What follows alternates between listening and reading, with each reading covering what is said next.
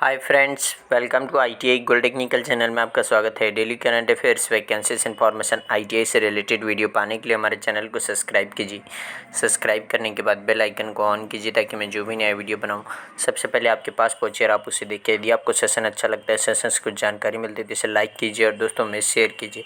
Share जरूर कीजिएगा क्योंकि यह कॉम्पिटिशन की तैयारी करने वाले बच्चों के लिए बहुत ही इंपॉर्टेंट सेशन है। चलिए सेशन की ओर चलते हैं। यदि आप हमारे चैनल आईटीआई गोल्ड टेक्निकल पर पहली बार आए हो तो इसे सब्सक्राइब कीजिए और अपने दोस्तों से भी जरूर करवाइएगा। आज हम पढ़ेंगे 12 मई 2021 से जितने भी इंपॉर्टेंट करंट अफेयर क्वेश्चन बनेंगे वह इस वीडियो में पढ़ेंगे और इस वीडियो की पीडीएफ फाइल की लिंक मैं इसी वीडियो के डिस्क्रिप्शन में दे दूँगा। आप वहाँ से जाकर उसे डाउनलोड कर लीजिए ताकि एग्जाम के टाइम पर आप आसानी से रिविज़न कर सकते हैं। चलिए आज का हमारा पहला क्वेश्चन है, हाल ही में अंतर्राष्ट्रीय नर्स दिवस कब मनाया गया है? तो इस क्वेश्चन का right answer option number C 12 मई। प्रत्येक वर्ष 12 मई को अंतर्राष्ट्रीय नर्स दिवस मनाया जाता है। इसी दिन फ्लोरेंस नाइटिंगेल की जयंती मनाने के लिए यह दिवस मनाया जाता है और उन्हें lady with the lamp lady with the lamp के नाम से भी जाना जाता है। वह आधुनिक नर्सिंग की संस्थापक और ब्रिटिश समाज सुधारक और सांख्यिकीविद थी। और 2021 में अंतर्राष्ट्रीय नर्स दिवस का विषय या थीम रखी गई है, nurse a voice to lead a vision for future health care. क्या है? Nurse a voice to lead a vision for future health care. और वह नर्सिंग शिक्षा को औपचारिक बनाने के लिए लंदन के सेंट थॉमस अस्पताल में 1860 में खोला गया था। नाइटिंगेल स्कूल ऑफ नर्सिंग की स्थापना के लिए प्रसिद्ध है। वह पहली महिला थी जिन्होंने ऑर्डर ऑफ मेरिट 1907 में दिया गया था। इंटरनेशनल काउंसिल ऑफ नर्स का मुख्यालय कहाँ पर है? तो इसका मुख्यालय है स्विट्जरलैंड के जिनेवा में और इसकी स्थापना की गई थी 1899 में। और इसके अध्यक्ष है एनेट कैनेडी। कौन है? Annette Kennedy. तो इस क्वेश्चन का राइट आंसर है ऑप्शन नंबर सी, इसका राइट आंसर है। नेक्स्ट क्वेश्चन है, हाल ही में भारत और किस देश की नौसेना ने अरब सागर में युद्ध अभ्यास किया है? तो इस क्वेश्चन का राइट आंसर ऑप्शन नंबर ए, इंडोनेशिया। इंडोनेशिया और भारत की नौसेना ने अरब सागर में युद्ध अभ्यास किया। इंडोनेशिया की राजधानी क्या है? इसकी राजधानी है जकार्ता, जिसे अभी शिफ्ट कर दिया एक आइलैंड पर, क्योंकि जकार्ता दुनिया का सबसे तेज़ी से समुद्र में डूबता हुआ शहर है और इसे शिफ्ट किया है फ्लोएम फोंटेन पर। और यहाँ के राष्ट्रपति है जोको विडोडो। कौन है? इंडोनेशिया के राष्ट्रपति जोको विडोडो। और यहाँ पर मुद्रा चलती है इंडोनेशियाई रुपया। तो इस क्वेश्चन का राइट आंसर ऑप्शन नंबर ए। चलिए नेक्स्ट क्वेश्चन की ओर चलते हैं। नेक्स्ट क्वेश्चन है, हाल ही में बीजे वाटलिंग विकेट कीपर ने संन्यास की घोषणा की, वह किस देश से है?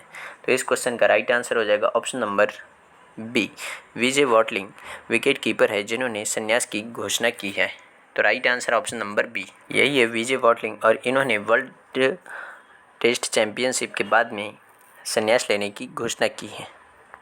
और इन्होंने फिर इन 3 टेस्ट मैचों के बाद में अंतर्राष्ट्रीय क्रिकेट से संन्यास लेने की घोषणा की है। और वाटलिंग ने ब्लैक कैप के लिए 73 टेस्ट और 28 वनडे और 5 टी20 के मुकाबले खेले हैं। न्यूजीलैंड के प्रधानमंत्री हैं जैसिंडा अर्डन और यहाँ की राजधानी है वेलिंगटन और यहाँ पर मुद्रा चलती है न्यूजीलैंडियन डॉलर। तो इस क्वेश्चन का राइट आंसर है ऑप्शन नंबर बी, इसका राइट आंसर है। चलिए नेक्स्ट क्वेश्चन की ओर चलते हैं। नेक्स्ट क्वेश्चन है, हाल ही में किस फाइनेंस बैंक ने आई चूज माई नंबर सुविधा लॉन्च की है? तो इस क्वेश्चन का राइट आंसर है ऑप्शन नंबर ए, जन स्मॉल फाइनेंस बैंक ने यह सुविधा प्रारंभ की है, आई चूज माई नंबर।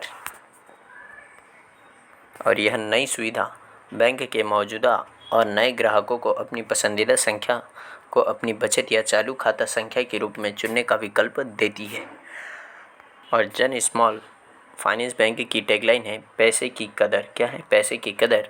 और इसके एमडी एंड सीईओ हैं अजय कंवल और इसकी स्थापना की गई थी 24 जुलाई सन 2006 को। और इसका मुख्यालय है बेंगलुरु में। कहाँ पर है? बेंगलुरु में। तो इस क्वेश्चन का राइट आंसर है ऑप्शन नंबर ए, इसका राइट आंसर है। चलिए नेक्स्ट क्वेश्चन की ओर चलते हैं। नेक्स्ट क्वेश्चन है, हाल ही में ग्रीन ऊर्जा पुरस्कार से किसे सम्मानित किया गया है? तो इस क्वेश्चन का right answer option number A, IREDA को ग्रीन ऊर्जा पुरस्कार से सम्मानित किया गया है।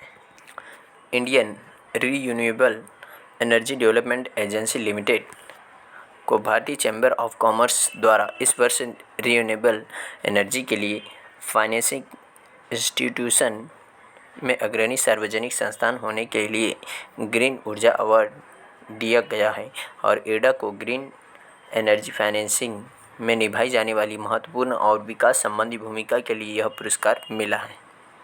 इरडा का मुख्यालय है नई दिल्ली में और इसकी स्थापना की गई थी 11 मार्च 1987 को। तो इस क्वेश्चन का राइट आंसर है ऑप्शन नंबर ए, इसका राइट आंसर है। चलिए नेक्स्ट क्वेश्चन की ओर चलते हैं। नेक्स्ट क्वेश्चन है, हाल ही में संयुक्त राष्ट्र के अनुसार 2022 में भारत की वृद्धि दर कितने प्रतिशत रहने का अनुमान है, यानी कि जीडीपी वृद्धि दर। तो यह 10.1% की वृद्धि रहने का अनुमान लगाया है संयुक्त राष्ट्र ने।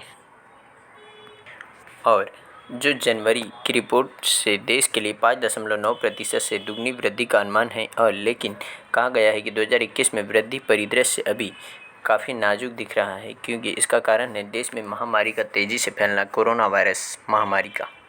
और यह 2021 में 7.5% की दर से बढ़ने का अनुमान लगाया है और 2020 में 6.8% की दर से यह जीडीपी गिरी थी भारत की।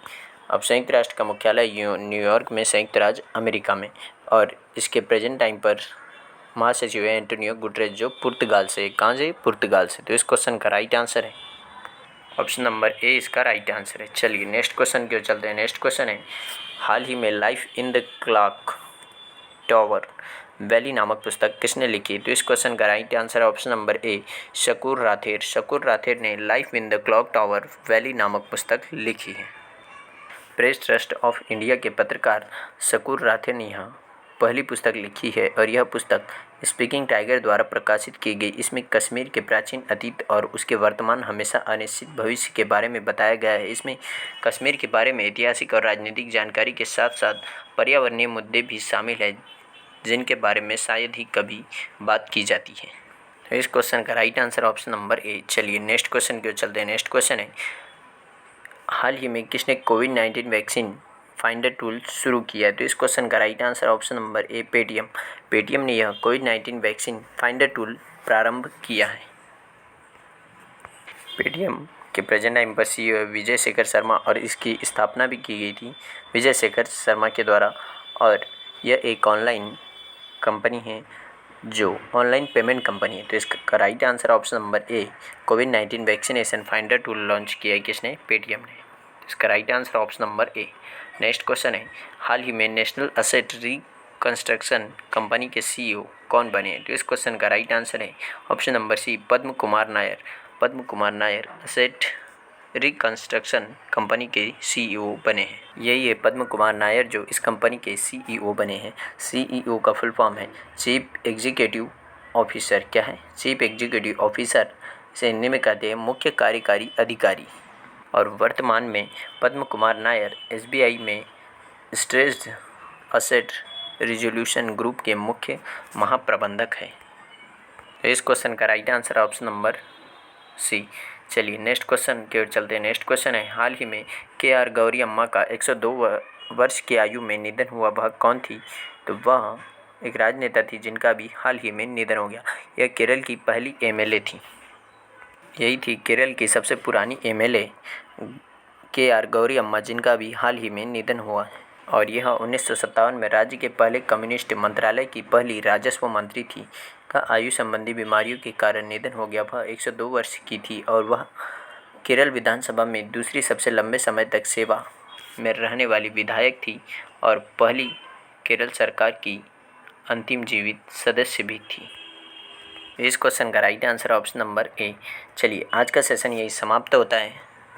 यदि आप हमारे चैनल ITI गोल्ड टेक्निकल पर पहली बार आए हो तो इसे सब्सक्राइब कीजिए। सब्सक्राइब करने के बाद बेल आइकन को ऑन कीजिए ताकि मैं जो भी नया वीडियो बनाऊं सबसे पहले आपके पास पहुंचे और आप उसे देखें। यदि आपको सेशन अच्छा लगता है, सेशन से कुछ जानकारी मिलती है तो इसे लाइक कीजिए और दोस्तों में शेयर कीजिए। Thank you so much watching for my video. मिलते हैं नेक्स्ट सेशन में।